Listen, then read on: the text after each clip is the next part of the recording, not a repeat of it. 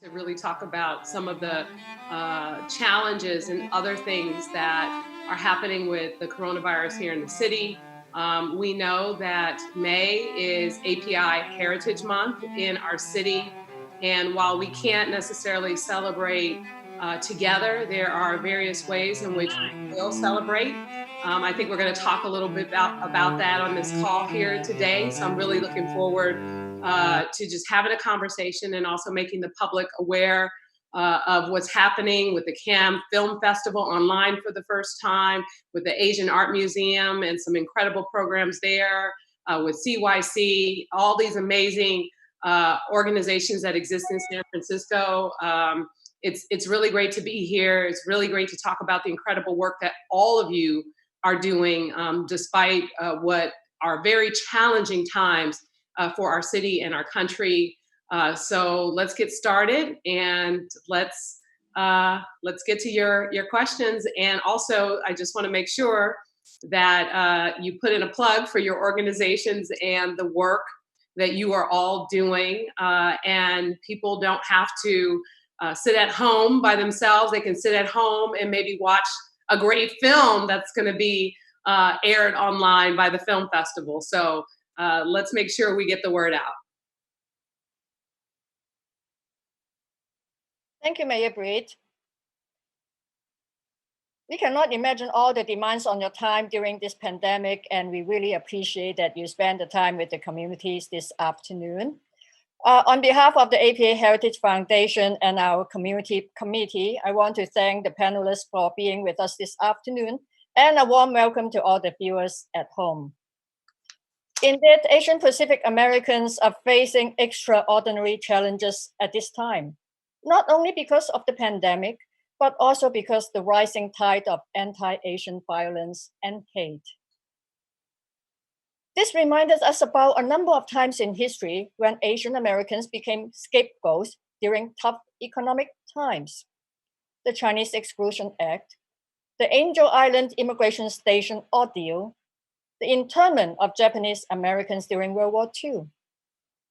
The Asian communities has been through it all. And that's why the communities are coming together to continue to navigate through the crisis and to chart a course for the future. That's why this afternoon's conversation with you, Mayor Britt, is so important as we continue on this journey. To that end, we have selected two special topics to talk about this afternoon. One is the impact of the pandemic and anti-Asian violence on youth and children. We are very concerned about how students will be treating each other when they eventually get to go back to school. The other topic is the impact on art and culture.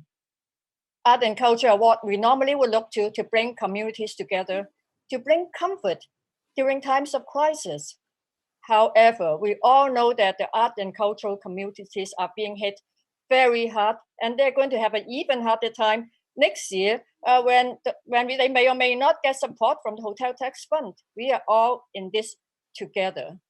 So I hope this conversation is going to help us focus our thinking a little bit more about some of these topics that are so close to our hearts and so close to the community. So without further ado, I would like to introduce Thomas Lee, our moderator of this afternoon's conversation.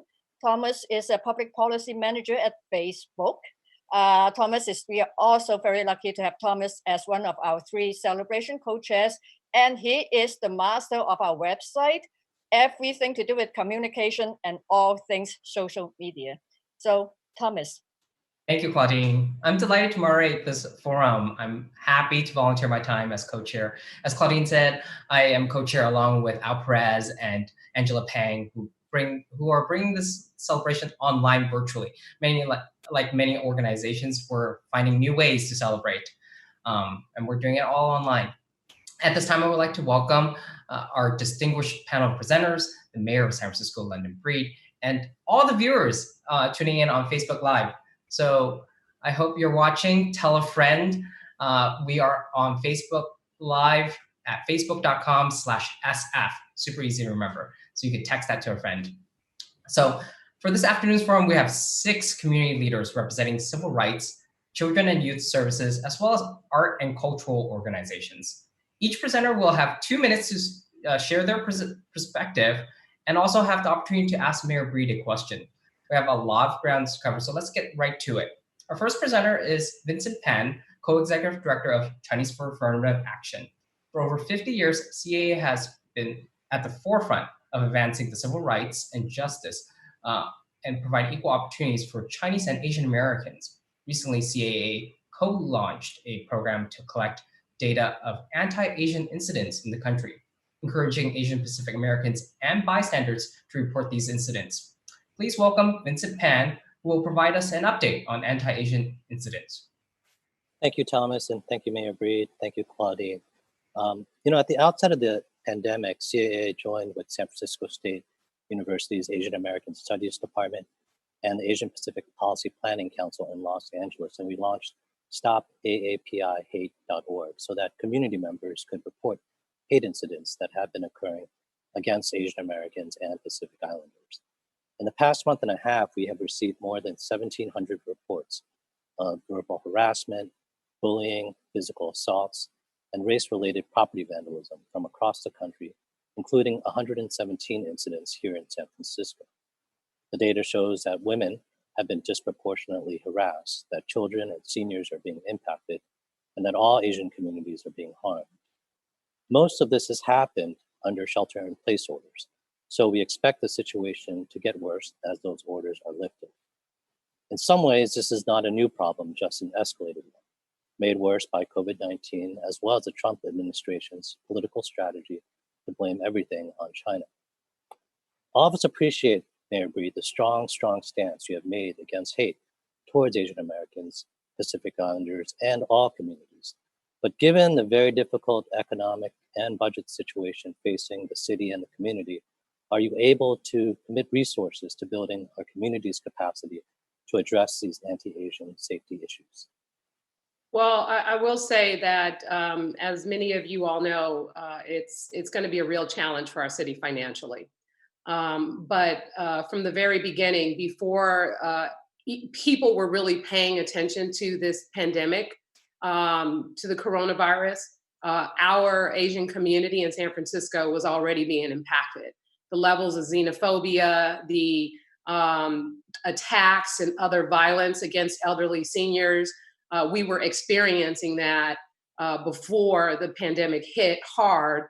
And so this is something we've paid very close attention to, working with law enforcement, working with our small business community, and trying to provide resources. But it's not going to ever be enough with the situation that we're in.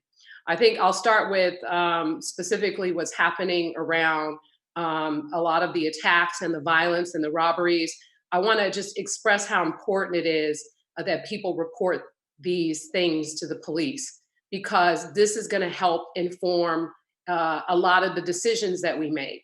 And we heard about a lot of incidents that have not been reported, and we know that there might be fear or people who are uncomfortable with that. And so I'm going to be looking to so many of your organizations to be that vehicle.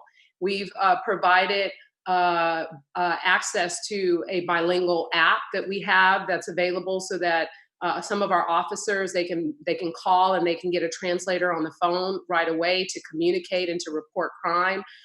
We need to do this now more than ever, because that's going to be important so that we can make sure people understand not only that this is happening, but the work we have to do has to be targeted on supporting where we know the challenges are. Recently, I appointed Nancy Tung to serve on the police commission, and she still has to go through the board of supervisors, and already there's rumblings about not supporting her. I think it's important that, as much as I believe in criminal justice reform, as much as I don't want to put people in jail, if you commit an act of violent crime, you should be held accountable, and there should not be a negotiation there. And having someone who believes that on the police commission in our law enforcement community is important to making sure that people don't feel comfortable coming to San Francisco, committing crimes or attacking other people. So that's part of one of the challenges we will continue to face. And I'm definitely planning to do everything I can to make sure that the investments are there to support this community. The businesses, it's really been tough. It's been tough because, again, it hit our Asian businesses before it even touched anyone else. And already with the millions of dollars that we allocated to support our small businesses, whether it's a $10,000 grant or up to $50,000 no interest loans, we know we're going to need to do a lot more.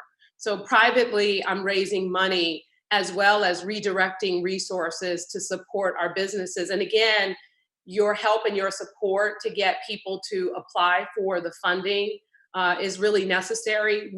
We have an equity team that's embedded in our emergency operations center, where their sole goal is to work with communities that usually are disenfranchised. So for example, from day one, there were a number of businesses who were supposed to shut down, but they didn't shut down because they didn't understand or no one outreached to them and they didn't speak English. And there had to be a whole other level of communication to make sure that they understood and they were connected to resources. And so we're going to have to continue that, because this is going to be really hard for us, because some of these businesses are not going to be able to reopen. So the question is, how do we make sure that we outreach to the community? How do we make sure that we provide them with the resources and the support that they need to maybe even transition into doing something other than what they were already doing? And it's going to be a partnership with all of you, because we cannot do this alone. We need trusted community representatives who people support and respect, and who will help to identify where there are holes, what we may not be doing right, and how we can make that connection to support our communities. We've made a lot of gains over the years because we've had really good budget times, but we are really in trouble, and it's going to require all of us to work together, and it's going to require a big sacrifice. And we want to make sure that we're not leaving anyone behind, especially our Asian community, which has been impacted over this virus more than any other community. Thank you, Mayor Breed. And you have a great bunch of allies on this call, in addition to people out on Facebook who are tuning in right now. So our next presenter is Sarah Wan, Executive Director of Community Youth Center of San Francisco. I used to be an alumni. CYC started as an organization that focuses on addressing issues for at-risk youth in Chinatown. And over the years, CYC has evolved into a citywide agency serving over 8,000 multicultural youths throughout the city. CYC is celebrating its 50th anniversary this year. And please welcome Sarah Wan. Thank you, Thomas. Thank you, Mayor, and thank you, Claudine. Thomas did the best job to introduce CYC, so I'm going to jump right into the topic. So the COVID-19 pandemic has really become another reason to target Asian community all across the country. And it is always our hope to be able to turn the table around through education. And we know that in 2015, ethnic studies courses has been instituted in all San Francisco Unified School District high school to give students an introduction to the experience of the ethnic communities that are rarely represented in textbooks. But young people still face injustice in their daily life. We need to strive to deepen this young people's experience with project-based learning on racial justice and cross-cultural relationship building during out of school time, and also adopting resources from the community, such as like educational documentaries, like Alternative Facts that directed by John Osaki, and also Chinese Exclusion Act. And while most of our youth programming has moved to virtual settings, we are still witnessing many of our youth dealing with fear, isolation, anxiety, which really triggers their depression and other mental health symptoms. Many of our youth from a low-income SRO family couldn't even talk on the phone with our staff to share their feelings due to the lack of privacy and space. It is really crucial to prioritize the offering of cultural competent mental health services to students at the schools and community settings as a method of intervention in this current crisis.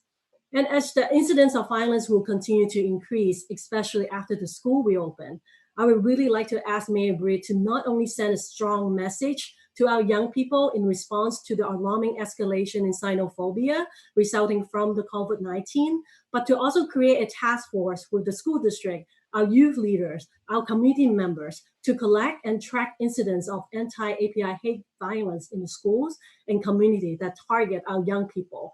Kind of similar to the current Stop AAPI hate campaign at the national level hosted by CAA, and also to develop policy and action plans to ensure all of our young people will be able to thrive in a violence-free community. Well, thank you, Sarah, and thank you for providing that perspective. I think that's an incredible idea. I think that I'm happy to do whatever I can, and I love the idea of, as I was hearing you speak, I was thinking of we need to launch some sort of campaign around this to really highlight how this is not the way. And I will touch bases with the superintendent to figure out whether or not this can be incorporated into their distance learning strategy. In fact, as you know, as a recipient of some of the resources where you're able to help support your youth through Opportunities for All and other programs, I love the idea of making sure that the Opportunities for All kids who are participating in paid internships, working with them to come up with strategies and ideas and outreach in order to be the ambassadors. When I was in elementary school here in the city, I was my teacher, because I talked a lot and drove my teacher crazy. She made me a conflict manager. So the conflict managers, we got green T-shirts and we got to walk around the schoolyard with clipboards resolving conflicts. And so anyone who was having trouble or someone who looked sad and was sitting in the corner by themselves, will go and try to deal with or solve their issue. And I think, that's the level that we got to get back to. We got to get back to caring about what's happening with each other. And we want to make sure that especially kids who unfortunately may not even know better because of their upbringing or what have you, we have to make sure that they are educated about how harmful what they do is when they attack anyone with a racial slur or anything else for that matter. So I think the time is now for bridge building and for a campaign and something that could be inspired through our young people. So I know you, along with John Osaki with JCYC, would be two incredible resources through our Opportunities for All program to look at a way to incorporate that into the work we do. And we'll touch bases with our superintendent, Dr. Vincent Matthews, and then the director of the Human Rights Commission, Cheryl Davis, who oversees the Opportunities for All program. And maybe there's something we can get started with now to really turn the tide on this. I love the discussion about Opportunities for All. At Facebook, we've been participating in Opportunities for All, and this year we're looking to find new ways to engage with Cheryl and the team to figure out. It could be an incredible thing. I mean, Facebook could be, could help with developing whatever the curriculum is going to be or whatever the resources. I don't know all of the answers, and so I'm looking to many of you for strategies, or even these kids, because kids can come up with some of the best ideas. Absolutely. And I know that there are young people, if just given the opportunity, can kind of push these campaigns over. They're the ones who know how to use all this technology and social media and stuff like that to do stuff, right? So let's tap into that in a way that could spread like wildflowers and bring our city closer together. Yeah, speaking of Opportunities for All, let me bring on our next speaker to discuss impact on youth and children. It's John Osaki, Executive Director of JCYC, Japanese Community Youth Council. This year, JCYC is also celebrating 50 years of serving children and youth in the city. From focusing on Japantown youth in its early years to now a leading agency in the city with a broad range of programs from preschool to college prep to Opportunities for All. JCYC is leading many youth initiatives. Please welcome John Osaki. Good afternoon, Mayor Breed. Thank you for being part of this town hall here today. And I'm going to really focus on my comments on some of the things that you were just talking about regarding building bridges. And I think that, Vin talked about safety and Sarah talked about education. And I think the area that I really want to emphasize is I think it's so important that we find ways to build and promote understanding between communities here in San Francisco. As I'm sure San Francisco is really the birthplace of anti-Asian sentiment in this country. And so I think it's so important that San Francisco be a leader in this area and really think about how it can promote strategies that really build understanding. I think the thing that's been so alarming to me is to see how quickly and easily Asians could become a target again in this, in this country. And so I think one of the things that we would be very interested in is a systemic approach to putting together a planning effort that's really going to address this at many different levels. Because unfortunately, this virus is not going away anytime soon. It could easily pop back up.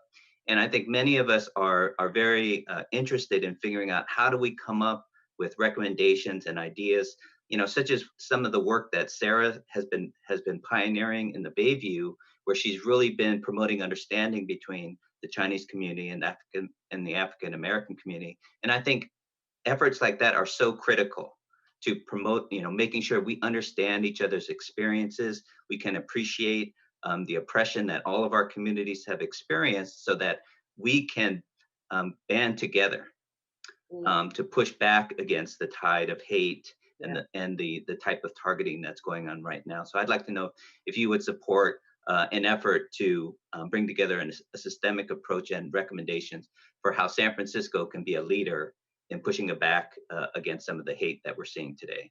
And thank you, John, for putting it into that perspective. I think it's overdue, and we need to get started on something of that nature now, which incorporates all these different layers. Because again, when kids were in school, we know that there were kids who were being picked on about this virus before it hit. Businesses were suffering and being discriminated against.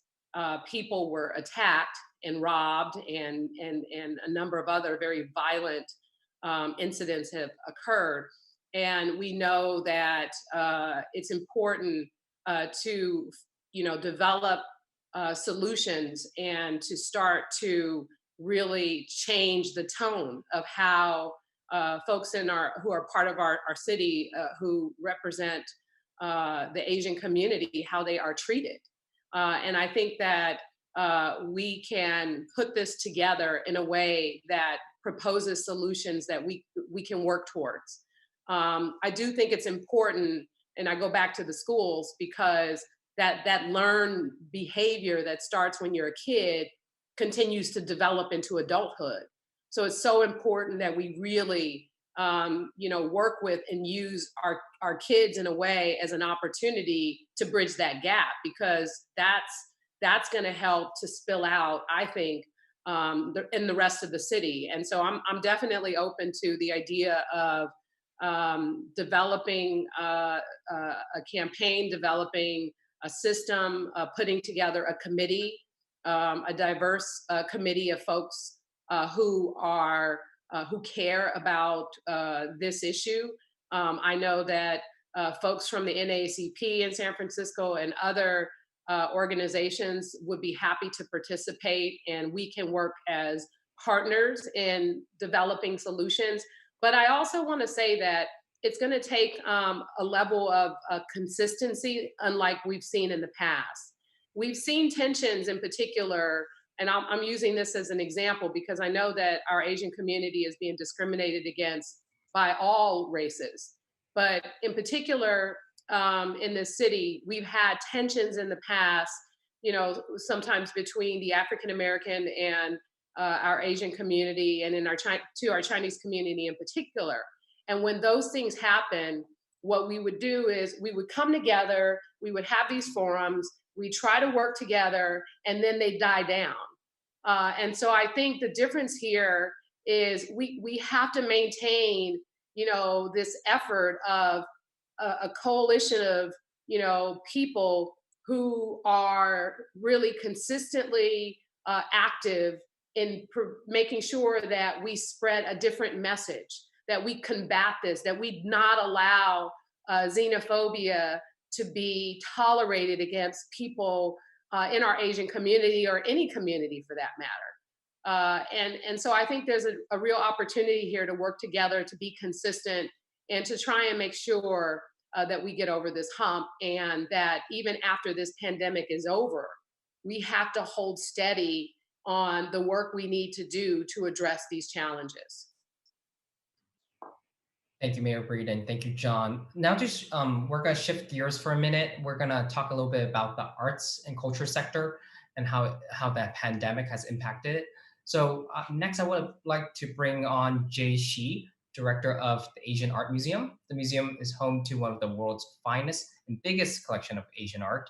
Over the past 50 plus years, the museum has been successful in achieving its mission of inspiring new ways of thinking by connecting diverse communities to both in traditional and contemporary art. Please welcome Jay Shi. Hello, everyone. Thank you, Thomas, for your introduction. Hello, Mayor Breed. And I'd like to thank you for your leadership and thank you for making the video statement in honor of APA Heritage Month in speaking very strongly against the anti-Asian racism that is going on right now. We at the Asian Museum actually has turned our museum into a virtual museum. And we're featuring wide range of artists, not only visual artists, but also performing artists, and particularly Asian American artists. And our programs are very rich too, not only offering the thoughtful meditations. I think at this time of crisis, everyone needs space to meditate, to take stock of what happened and what the future lies for all of us, but also programs speaking very strongly in actions and in group discussions about common effort fighting against anti-Asian racism. In addition to very rich wide range of programs, which I encourage all of you and all our audiences to check out our website, follow us on our social media. In addition to that, Asian Museum is itself a very diverse workforce, having strong representation for Asian American community. And in addition to giving back artistically, our staff has been also donating hundreds of masks and spending hundreds of hours to helping disaster service work. So Asian Museum is there as a element of our very strong community to navigate together through this crisis. Today, actually, I feel particularly poignant because today, May the 8th, was supposed to be the day that we're going to open the transformed, expanded Asian Museum to our public. Then, Mayor, you were supposed to do the ribbon cutting for all of us. So, sorry for me get a little caught up here because it was really a very emotional day for us. But we will stay on course. We'll continue our effort and we will open the transformed museum to the public, hopefully in the fall. Just behind me, there's a new rendering of our facade. We're really turning the museum inside out. So not only can enjoy the museum from inside, but okay, you can also enjoy the museum from outside. And we're also turning the Asian Museum to a national leading platform promoting Asian American artists. The art that you see on my backdrop are all featuring Asian American artists. I think the more artists' voices are amplified, more they are empowered, I think the better we can build a community together. Indeed, art is what brings community together. So I want to echo John's theme about community building, and art need to play, and we are playing a very important role. I think the more artists can speak up, and then the better chance we will have in winning the war against the anti-Asian racism. So my question to you, Mayor Breed, is that you have implemented measures to support local artists. What are the further measures you're going to develop, plans you're going to develop in supporting Asian American artists, and the measures to further enhancing our effort fighting against anti-Asian racism? Thank you. Thank you for that question. First of all, one of the things that we did was to provide grants for artists because we know, for example, those filmmakers, those musicians, performers, people who paint and do other arts related things, this is their livelihood. And especially now during this pandemic, I think people are realizing the importance of art because every time you hear about something, you hear about someone singing, you hear about someone showcasing some level of art, and how that is what is getting people through this.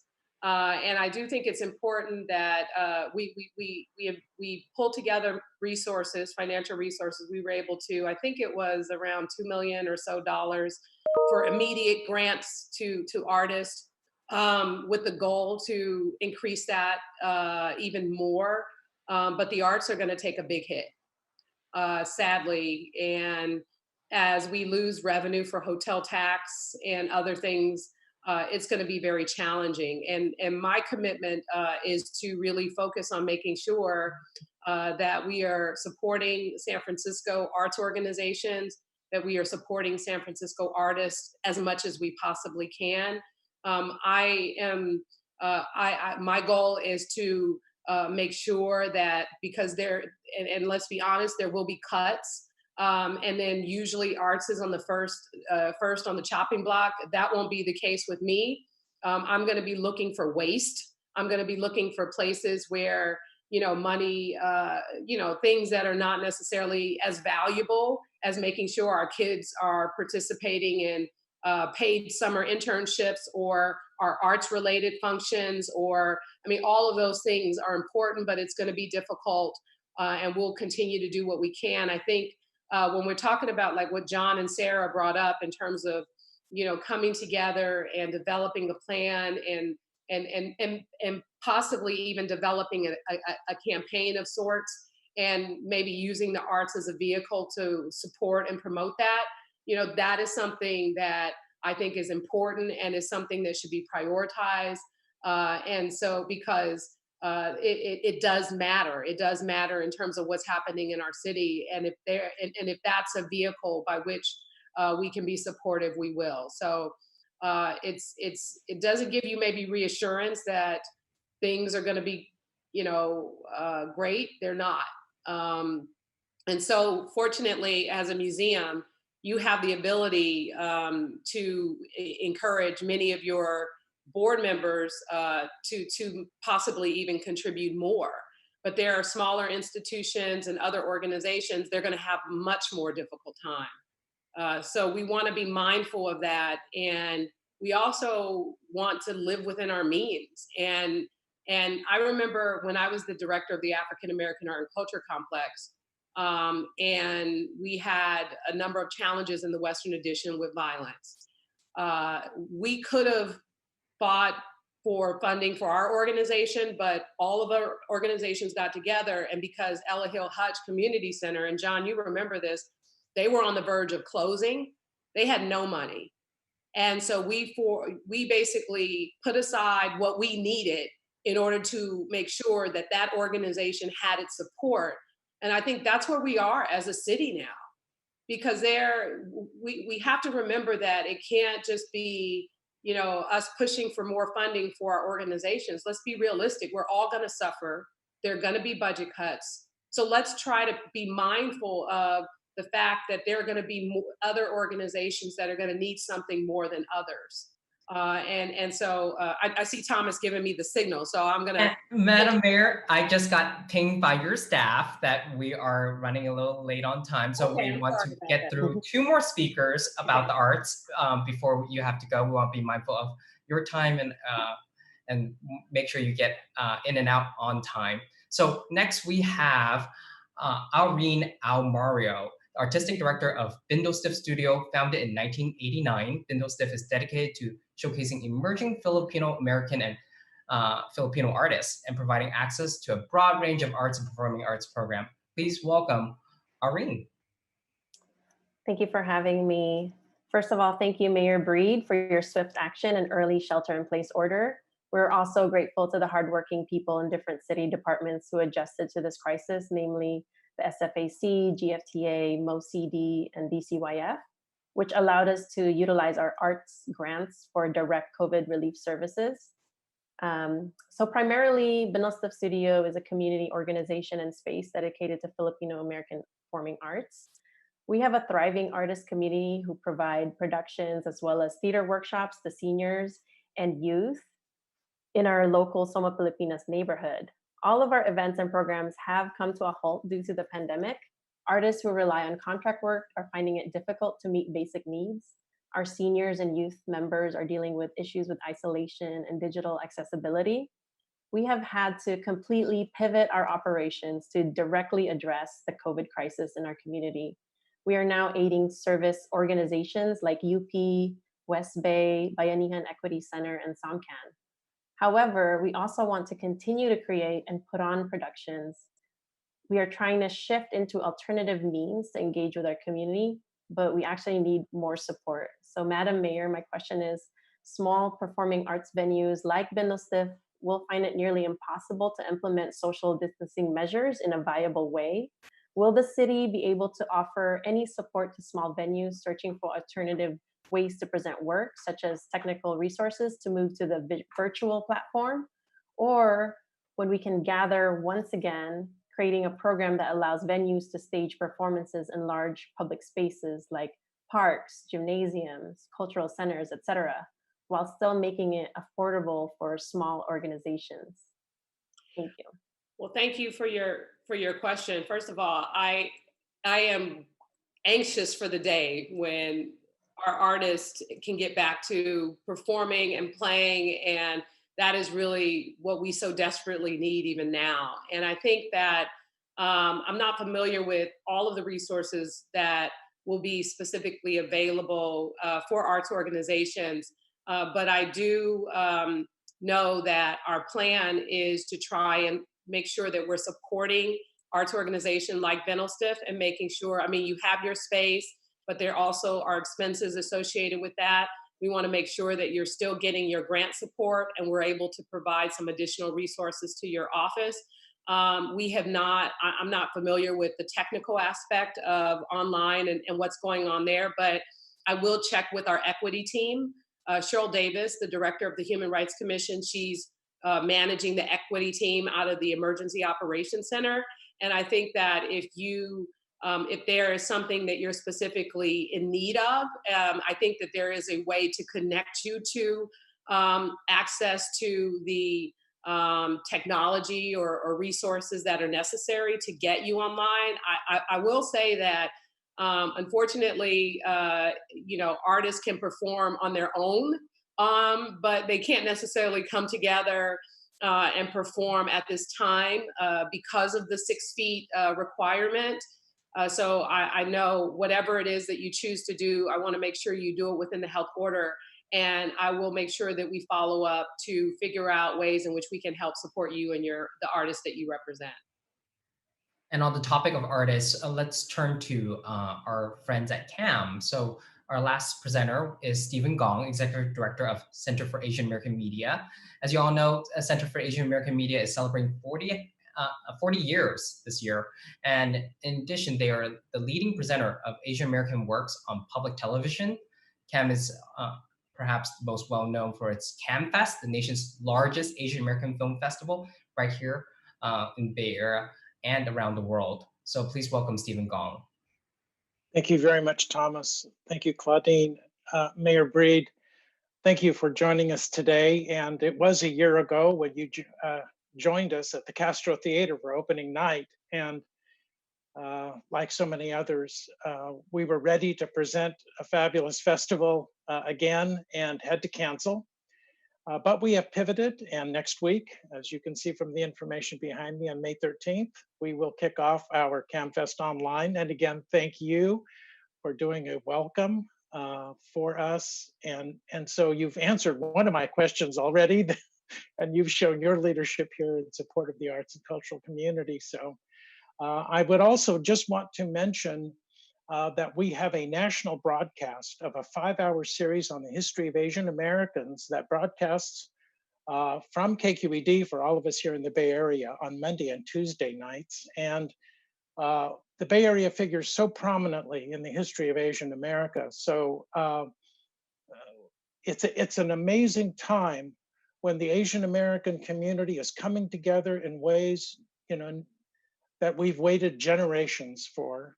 And yet at the same time, we know that we're facing such hardship. So I wanted to make my turn, because I actually can already, I believe, count on your continued leadership for us. My question now, after what I've heard from all of my fellow speakers, is to ask you to to task us, and that is to say, what role can we play to help support the kind of vision that you want and that we share your vision for a more unified community, a more diverse community. And even though it is a time of tremendous risk and challenges and hardship, we all also know this is the time when we can shift and really make some exciting new things happen, because you might as well start over and build it the right way. So please elaborate and give us a task.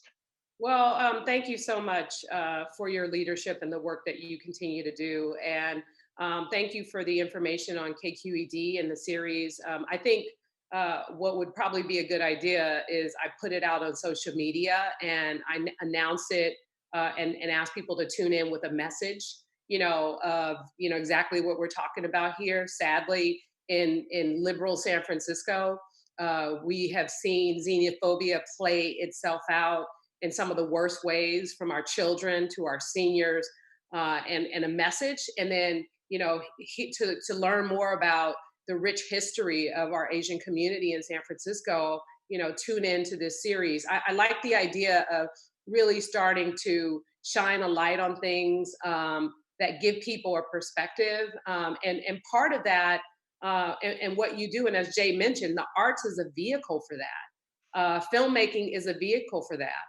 Performance on stage, all of those things can be used as messages. And I remember there was a play, because we in the Fillmore Western Addition community, we grew up, it was predominantly African American and Japanese. And there was this just relationship that existed with our communities of just respect and trust. And that relationship has carried over the years. And someone did a performance, a play about I think you might have remembered this one, John, when the Japanese Americans were placed in internment camps, and how there were African Americans who occupied their housing. And when they were released, they turned their housing units back over. There was this very informal relationship. And I think a lot of it had everything to do with the fact that there were two communities living next to each other that were both treated poorly and were discriminated against. And they, in some ways, we stuck together and we supported and respected each other. I mean, John Osaki and his organization has helped probably more African American kids than any other organization in the city. And I think part of what's going to be important is, how are we using the vehicle we have to bridge that gap? Whether it's in the Cannes Film Festival and providing, of course, films featured by Asian Americans, but how do we begin to broaden that and make sure that there are maybe an African American filmmaker who has Asian people playing various roles in those films and featuring those films? And so I think the charge is, how do we begin to be together more in what we do? How do we start to work together to really make sure, and again, it starts with the schools. It starts with the kids, because I learned about the various Asian cultures because of my school, because of the different festivals that highlighted the different times of year that were significant to all of us. That's how I learned. And so part of this is really going to be a learning experience. How are we going to do a better job around our communication strategy of promoting and supporting and helping people to understand and learn about the Asian experience, not just in this city, but in this country, in this world, and the value that is not only placed on your community, but what makes us an incredible place is because we all have value. We all have value because of our own cultures, but also our shared experiences. And so I think the call is really to remind people of that, how much alike we are. And now more than ever with this pandemic, what we see, it does not matter what color you are. It does not matter about your socioeconomic status. It doesn't matter. This virus does not discriminate against anyone. Anyone could be affected at any given time. And it shows that we are all on the same playing field. So how do we emerge out of this crisis stronger and better than ever? I think is really how we communicate a consistent positive message around the Asian community, and how we start to come together, whether it's a task force or a group. We put together people who care about these issues from various races, and we start to really put out the right messaging and work together and an implementation strategy to support our communities and our kids. And we're consistent in the process. So I'd like to continue to work with you all on doing just that, because it's so important, especially now, because it just makes me crazy that people are targeted because of their race. And as you know, as an African-American woman, as someone who gets targeted myself, like the last thing I want to see is this happen to anybody. It is the worst feeling in the world to be, treated a certain way because of your race, to be discriminated against, to be attacked.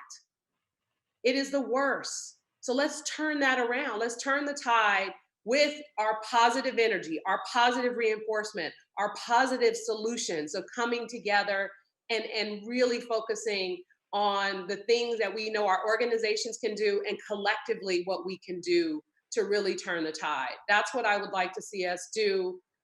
This is the beginning, I think, of it, because I know this is APA Heritage Month in San Francisco, and I'm glad that we are celebrating in this way, but it gives us also an opportunity to have this very important conversation and shine a light on this. And so I think the next step is, let's put a team together and let's start to move forward on some real solutions, especially with our young people. Thank you, Mayor Breed. I couldn't have said it myself. Thank you so much. Thumbs up. On that note of togetherness, let's turn it over to Claudine for closing remarks, the person who brought us all together in the first place. No, thank you all. I think that Mayor Breed, I really feel very uplifted from your message, sharing your thoughts with us. I really feel that there is hope seeing all of us together. And I think there are many more out there that we need to expand this circle of discussion. And I'm very happy to hear about the campaign. I really feel this great sense of hope and positive energy. In fact, the San Francisco Unified School District, I know that many of the educators are listening to us, viewing us this program online. I think that we can build that alliance and build that network and have a multicultural solution to all of this and bringing people together. And we thank you so much, Mayor Breed, and we are here to roll our sleeves up and work together. So I think that this conversation is started in this month, but I hope that we will regularly, periodically have other conversations and keep going on. And we are in this all together. Thank you so much. Thank you, Claudine. Thank you. Thank you, everyone. Thank you, Thomas. For everyone in the public, if you want to check out our celebration, please visit our website at apasf.org. Thank you.